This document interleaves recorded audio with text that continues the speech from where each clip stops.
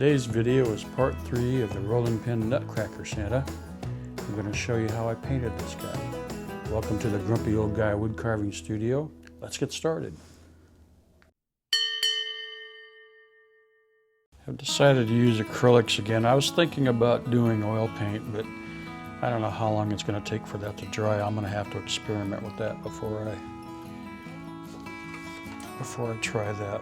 So if you watched my last video, the Santa ornament, during the painting part 3, one of my paintbrushes fell apart on me, so I bought me some more cheapy brushes, and as they fall apart, well, we'll just keep on moving. Now I've got a good supply.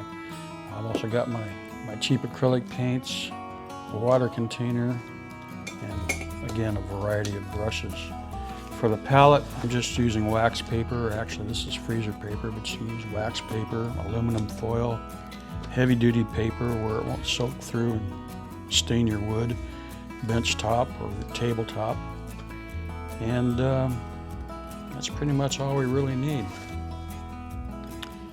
All right, so when I'm using acrylics, I like to start off by either sealing it with an acrylic sealer.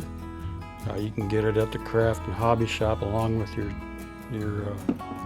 acrylic paints. Any brand will do. I have no brand preferences, and I'm not being sponsored by anyone. Basically, I'll just stick it in a little cup or something and then just start brushing it on. Apply it liberally. Another thing you can use to seal your wood is with a spray lacquer.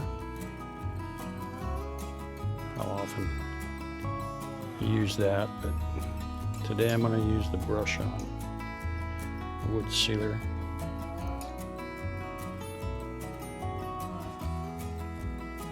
And just cover the whole thing with it. Sometimes I'll just go with the natural wood color for skin tones. I went to get a little bit of burnt sienna out of the bottle, and there was this big semi-dried plug blocking the top of the bottle, so I must not have closed it all the way. So get that out of the way so that we don't accidentally put our carving into it. I don't know if you can see that.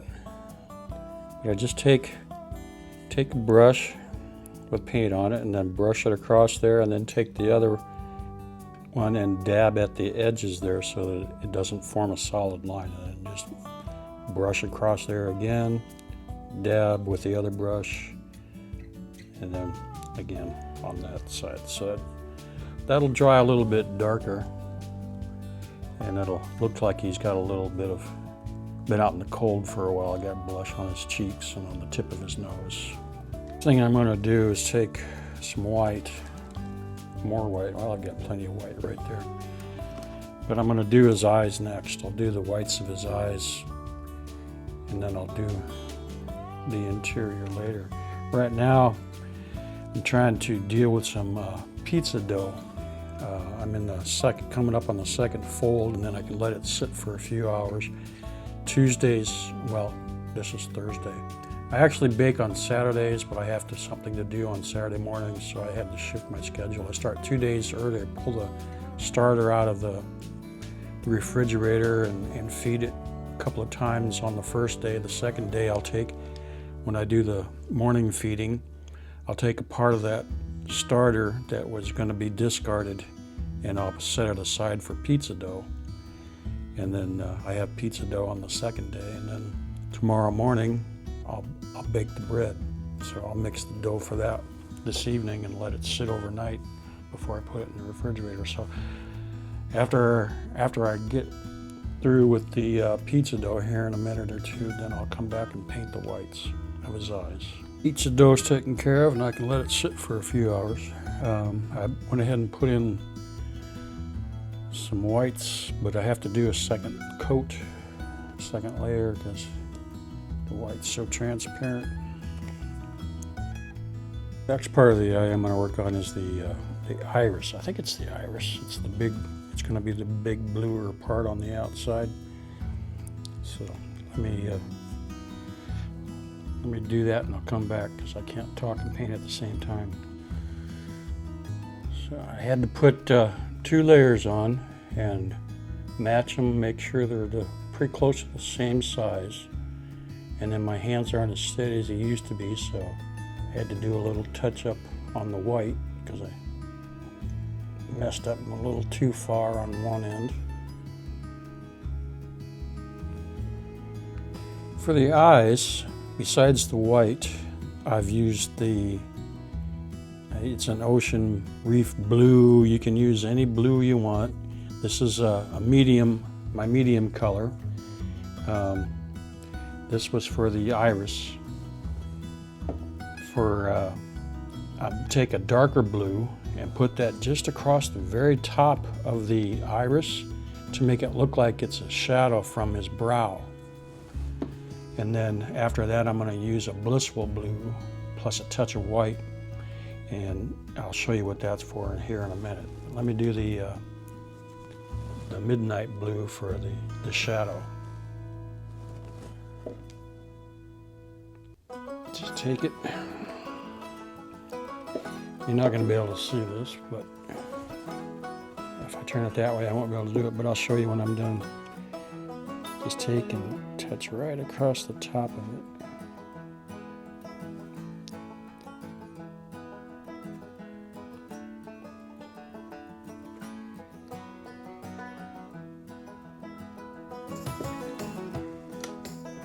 I should have had another brush. Should have had another brush ready to tap it. Just to leave it.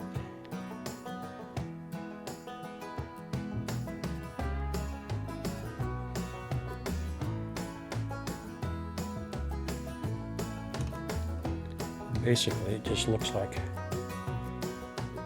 it's hardly perceptible, but it's like the shadow that goes across the top of your eye from the brow ridge. Taking the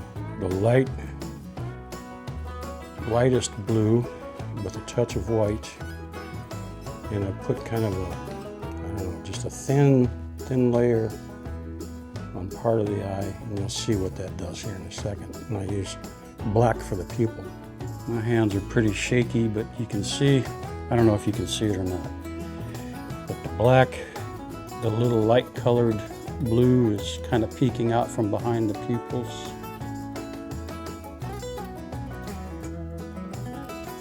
Final step for the eyes that I'm going to do today is putting in that little twinkle in his eye, a little dot of white up in the corner, partly on the pupil and partly on the iris. I got carried away and did the fur and the hair and the mustache and the beard with raw umber and white. So it's more of a dirty white than anything else. I tried to make the hat just a little bit lighter, the fur a little bit lighter than the beard and the mustache.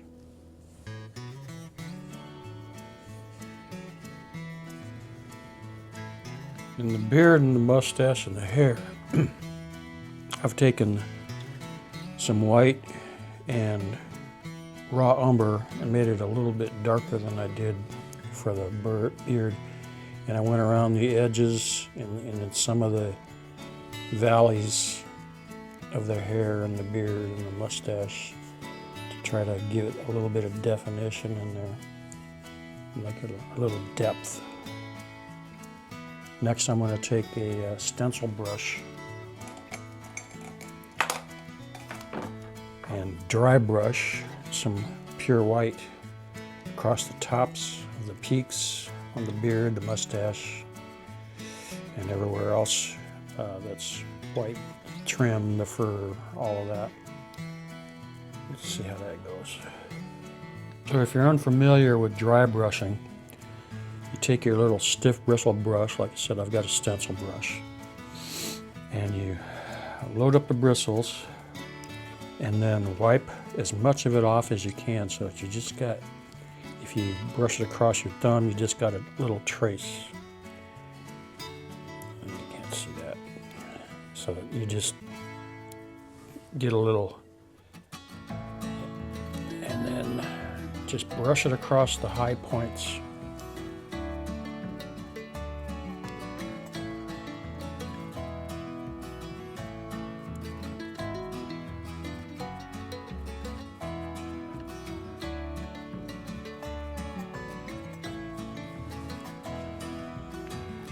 It's subtle, but you can see where the darks are filling in the valleys, and the lighter colors, the white and the lighter burnt umber, raw umber and white, are filling the higher parts, the peaks.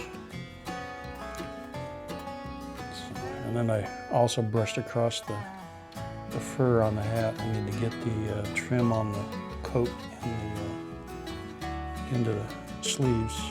A couple of layers of white on his teeth, and then I'm going to go in with probably black and put lines in between the teeth there and the grooves. I decided to go with raw umber instead of black. The raw umber gives it more of a, I don't know, an antique look, like there's dirt's been worked its way down in there, or it's been repainted or something over the years. And I'm working on the boots and the belt now. Yep.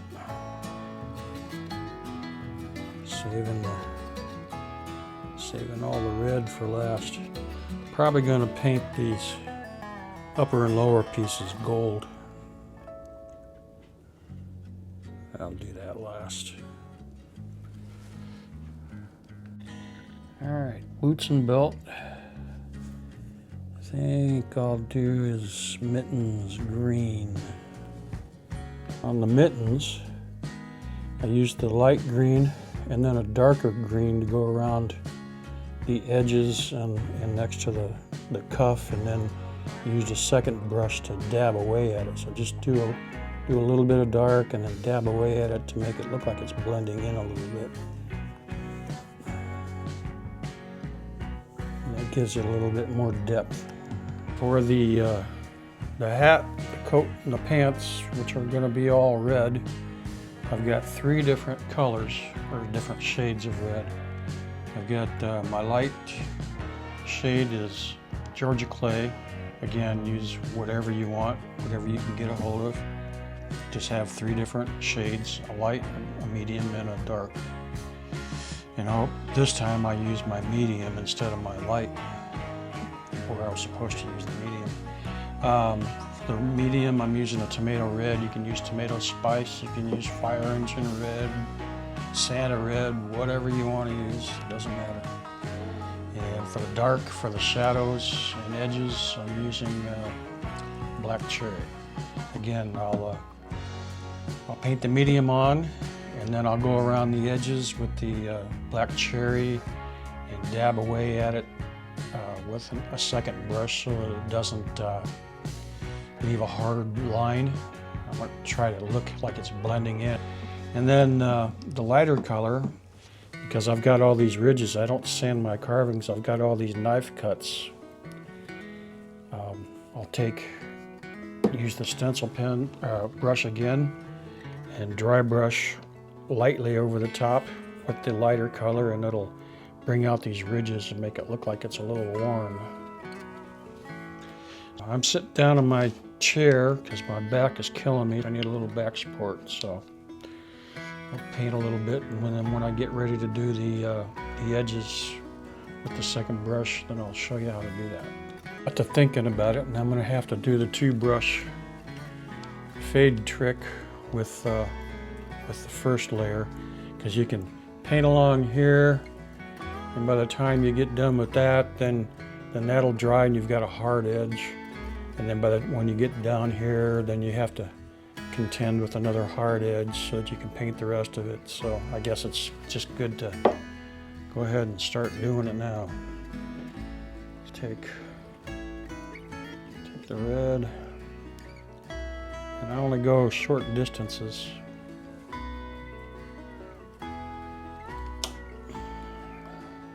just dab that edge, wipe it.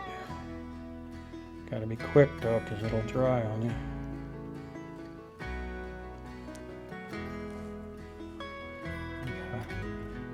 Make sure you wet this brush first and then wipe off the excess water. So that little bit of moisture in there helps soften that edge. Now when you go to paint over it, because the red is transparent, then you won't see the hard edge where the two come together.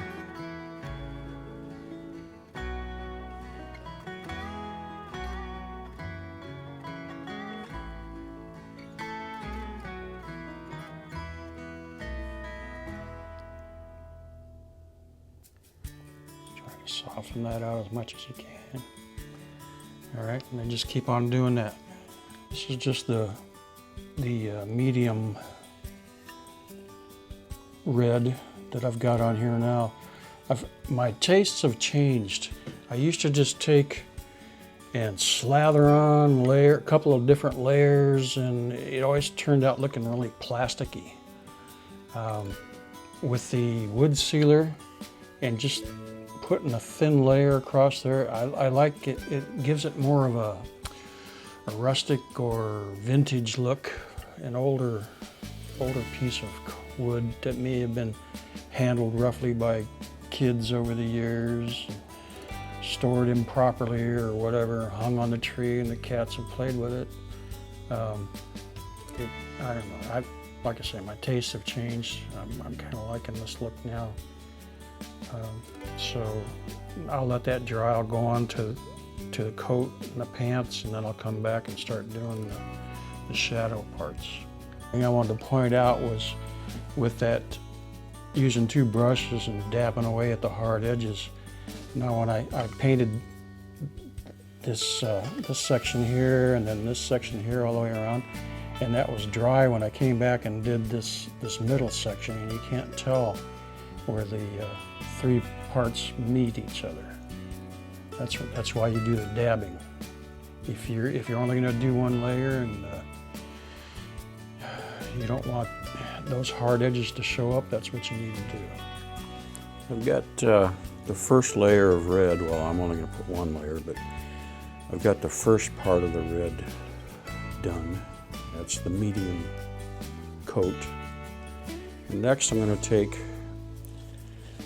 my two brushes again and my dark color. In this case I'm using black cherry, and I've watered it down because I like subtle shadows. I don't want a big bold stripe of darkness on top of the medium red. And as it dries, it'll get a little bit darker, but if you don't like how dark it is or how light it is, you can always go back over it a second time. But you can, I don't know if you can see that in this case, but I did the arm, between the arm and the coat, I've got just a thin layer of watered down dark paint. As I apply it,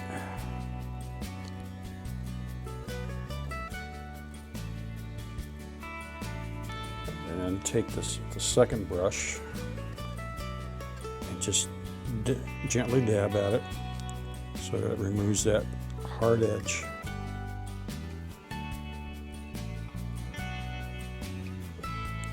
And wipe your brush so that it doesn't, as it picks up this paint, it doesn't create its own paint pattern.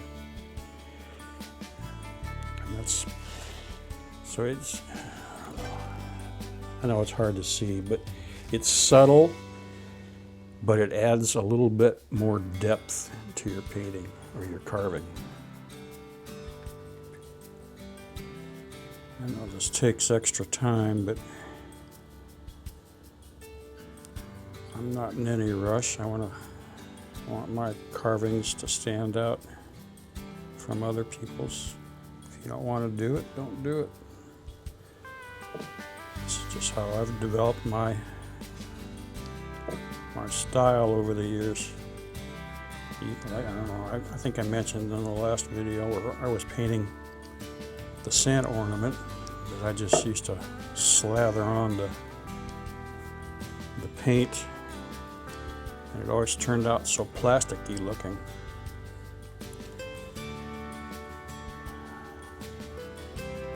Today's my bread baking day. I've got a round loaf in the oven. It's finishing up its last few minutes. It's in a Dutch oven. I've taken the lid off so I can brown the outside.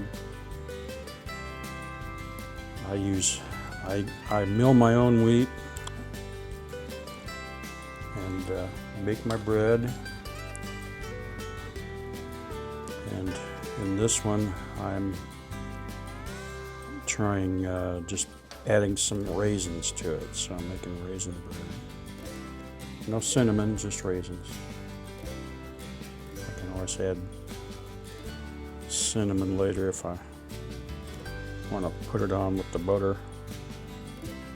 And my bread's done and it smells so good. Can't wait for it to cool off for a little bit so I can eat some of it.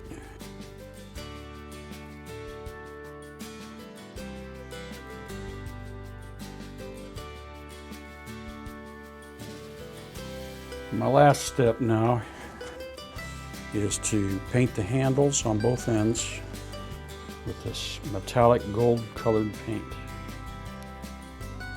Ooh, that's thick. All right. And then the very last thing I'll do is to paint my initials or name into an inconspicuous place, probably around towards the back, and insert an eyelet into the top. And then tomorrow, after I let this cure for about 24 hours at least, if it's not raining and windy, then I'll go outside with my lacquer and give it a good couple of coats of lacquer, and we'll be done and move on to the next project, which I'm not sure what I'm going to do yet. I'm still thinking about doing a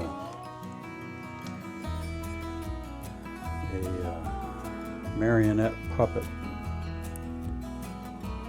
but I'm not sure. Maybe just another Christmas one, Santa one. We'll see. I've never done the marionette before, and I think it'll be a fun project to try to figure out. Maybe even if it fails, it'll be fun to watch the process, and I'll have it recorded so I can see where I went wrong and maybe correct the mistakes for a later version of it. The final step is to take your lightest red color. This is Georgia clay. It's lighter than the other two colors. And your stencil brush, or any short, stiff bristle brush. You're going to load it up and then pat it. Get as much of that paint off as you can, because you're going to dry brush. You just want to be able to, if you put a little on your hand, you shouldn't be just a little bit. So what you're going to do then is go across the tops of these ridges really light. They're shallow, so you got to go lightly, and that'll help bring out the edges of the cuts and make it look like it's a little more worn. It's been handled by kids over the years. This is going to be harder to see, but see how it kind of brings out the highs and the lows a little bit more. And that's pretty much it then. Like I say, let it dry for 24 hours.